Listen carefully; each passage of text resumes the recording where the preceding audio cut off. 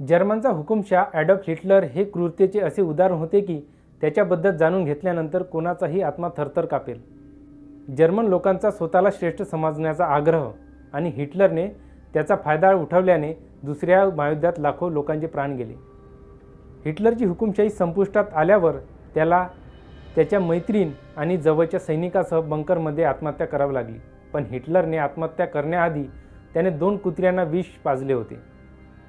हिटलरने हा विष प्रयोग का केला याबद्दल आणि हिटलरच्या हुकुमशाहीबद्दल समजून घेऊ या व्हिडिओमधून। जय हिंद। आपल्या क्रूरतेसाठी कुख्यात असलेल्या हिटलरचा जन्म 20 एप्रिल 1889 रोजी ऑस्ट्रियामध्ये झाला। वयाच्या 17व्या वर्षी जेव्हा हिटलरने त्याचे वडील गमावले तेव्हा तो व्हिएन्नाला गेला, जेथे तो पोस्टकार्डवर चित्रे काढून आपली उपजीविका करत होता। इथूनच त्याच्या मनात कम्युनिस्ट आणि ज्यू विरुद्ध राग वाढू लागला। नंतर हिटलरने जर्मनीच्या वतीने पहिल्या महायुद्धात भाग घेतला। या युद्धात जर्मनीचा भयानक पराभव झाला आणि हिटलरने सैन्य सोडले। यानंतर तो जर्मन वर्क्स पार्टीचे सदस्य बनला, जो नंतर नाझी पक्ष म्हणून जगासमोर आला। 1933 मध्ये हिटलरने जर्मनीमध्ये सत्ता काबीज केली आणि ज्यू लोकांच्या विरोधात वर्णद्वेषाचा प्रचार सुरू केला। पहिल्या महायुद्धात जर्मनीचा दारुण पराभव झाला। असे असूनही हिटलरने काही धडा घेतला नाही। जर्मन लोकांच्या श्रेष्ठता संकुलाचा आणि ज्यू विरोधाच्या द्वेषाचा फायदा घेण्यासाठी हिटलर कोणत्याही थराला जायला तयार होता। शेवटी ज्याने जर्मनीचा ताबा वाढवण्यासाठी इतर देशांवर हल्ले करण्यास सुरुवात केली आणि काही काळातच दुसरे महायुद्ध सुरू झाले। वर्ष होते 1939। यापूर्वी हिटलरने तत्कालीन सोव्हिएत युनियनचे शासक स्टॅलिन यांच्याशी करार केला होता। तो त्याच्यावर हल्ला करणार नाही असे असूनही त्याने रशियावर हल्ला केला। ही त्याची सर्वात मोठी चूक ठरली।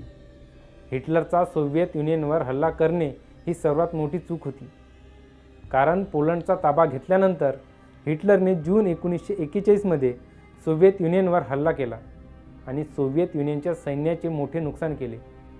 हिटलरची ही फसवणूक पाहून स्टॅलिन थक्क झाला। तो गोंधळलेल्या अवस्थेत होता आणि मग हिटलरच्या सैन्याने मॉस्को गाठले। तोपर्यंत अनेक देश एकत्र येऊन हिटलर विरुद्ध लढत होते। अखेरीस स्टॅलिनने स्वतःला युद्धासाठी तयार केले आणि आपल्या सैन्याला हिटलरचा सामना करण्यास सांगितले। जुलै 1942 मध्ये रशियाच्या स्टॅलिनग्राड शहरात रशियन सैन्याने हिटलरच्या विरोधात आघाडी उघडली आणि मग स्टॅलिनने मागे वळून पाहिले नाही। स्टॅलिनने आपल्या सैन्याला सांगितले होते की जर सैनिक एक पाऊलही मागे सरकले तर त्यांना गोळ्या घातल्या जाईल। पुढे जर्मन सैन्याला हुसकावून लावत सोव्हिएत युनियनचे सैन्य बर्लिनला पोहोचले। त्याचवेळी अमेरिकन सैन्यही हिटलरचा शोध घेत होते। आता हिटलरचा पराभव निश्चित होता। 1945 पर्यंत रशियन आणि अमेरिकन सैन्य हिटलरच्या इतके जवळ आले की हिटलरला बर्लिनजवळ एका गुप्त बंकरमध्ये आश्रय घ्यावा लागला। हा बंकर जमिनीपासून 50 फूट खाली होता। त्याच्यासोबत त्याची ज्यू मैत्रीण इवा ब्रान होती। दोघेही जवळपास महिनाभर एकत्र राहिले। त्यानंतर 29 एप्रिल 1945 रोजी हिटलर आणि इवा ब्रान यांचे अचानक लग्न झाले आणि 30 एप्रिल रोजी हिटलरने त्याच्या अल्शियन पाळीव कुत्र्याला ब्लोंडी आणि तिच्या पिल्लांना सायनाइडची गोळी दिली, जेणेकरून त्या गोळीमध्ये असलेलं विष किती घातक आहे हे समजू शकेल। ही सायनाइडची गोळी इतकी घातक होती की या विषाने दोन्ही पाळीव कुत्र्याचा जागीच मृत्यू झाला। नंतर हिटलरने आपल्या जवळच्या सैनिकांना विषारी गोळ्या दिल्या आणि इवासोबत खोलीत जाणार असेही सांगितले। काही वेळाने खोलीतून गोळीबाराचा आवाज आला। तेव्हा सैनिक तिथे पोहोचले तेव्हा तिथे हिटलर आणि इवाचे मृतदेह पडले होते। इवाने सायनाइड सेवन करून आत्महत्या केली होती। त्याचवेळी हिटलरनेही सायनाइड खाऊन स्वतःवरही गोळी झाडली।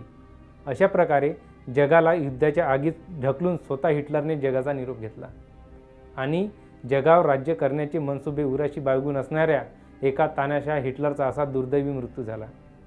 हा व्हिडिओ आवडला असेल तर लाईक करा आणि आपला चॅनलला सबस्क्राईब करा। जय हिंद।